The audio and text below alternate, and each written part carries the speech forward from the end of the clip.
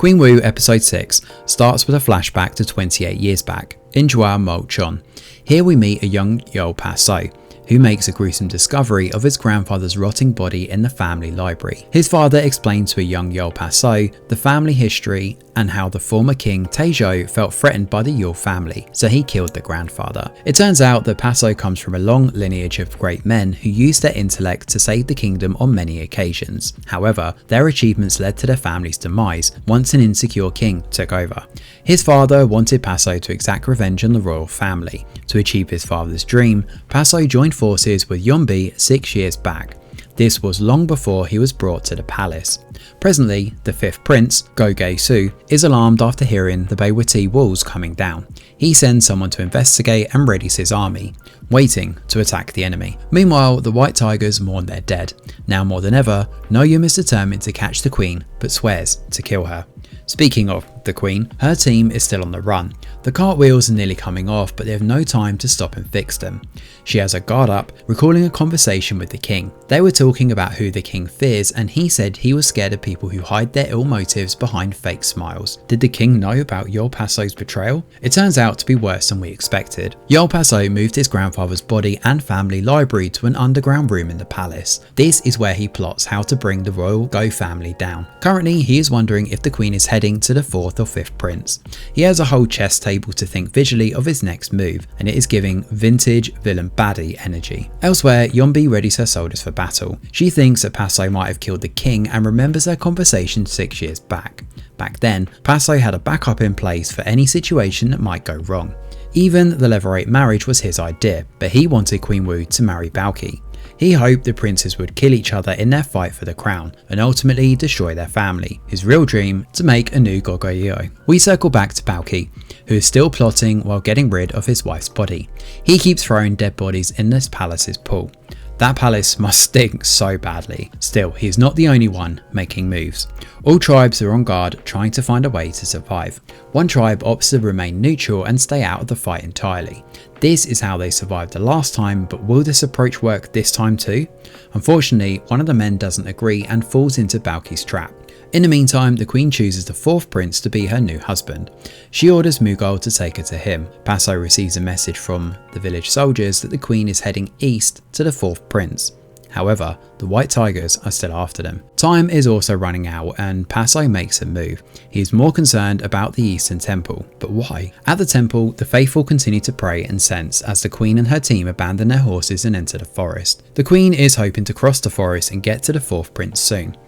Sadly, Woo-soon leaves a trace for the tigers to follow, and they do just that. The White Tigers find the piece of cloth left behind by Woo-soon and divide themselves into 2 teams.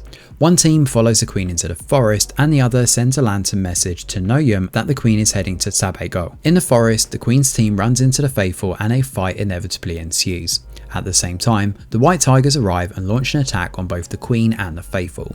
The Queen and her team use this opportunity to make a run for it while the White Tigers devour the Faithful. In the chaos, Woo-soon disappears and later joins the White Tigers. She promises to bring them to the Queen and secure their safe entry into the 4th Prince's fortress. The rest of the Queen's team safely make it to the 4th Prince's palace. It turns out that Yeonwoo is as freaky as his brothers. At this point, I'm starting to think that Go Nam-woo was the only sane one among these princes, right? Yeonwoo has a crush on the Queen and is elated when she suddenly shows up at his palace. He quickly gets ready to meet and welcome her. Unlike Baoqi, Yeonwoo has a sweet disposition. He is easily manipulated though and not as brave as his other brothers are.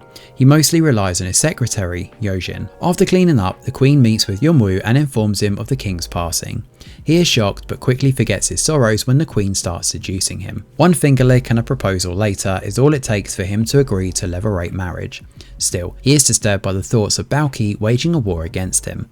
He is no match for his elder brother, but his desire to be with the Queen overwhelms him. Sadly, he is forced to wait when Woo-soon suddenly shows up, cutting the Queen's seduction game short. Outside the fortress, the White Tigers stand by, waiting for Woo-soon to open the doors for them. Back at the palace, the plot thickens when Song-woo sends a messenger bird, but Pa-so intercepts it. The royal physician also discovers that the elixir Sabi made was not fatal to human beings. Concurrently, Woo-so and Woo-do show up to ask about the Queen and find the guards still searching Woo-soon's room. Woo-so is shocked to hear that the guards found poison in his daughter's room. He recalls that Queen Wu had warned him that their family might be framed for the king's death. He immediately burns all the lilies of the valley at the palace. On the other hand, Yeol Pa-so plans his next move after confirming the queen went to Yun Wu. He worries that she won't be able to beat Baoqi, but his revenge plan is still set, and that is where episode 6 comes to an end. With a sister like Wu Sun, who needs enemies, right?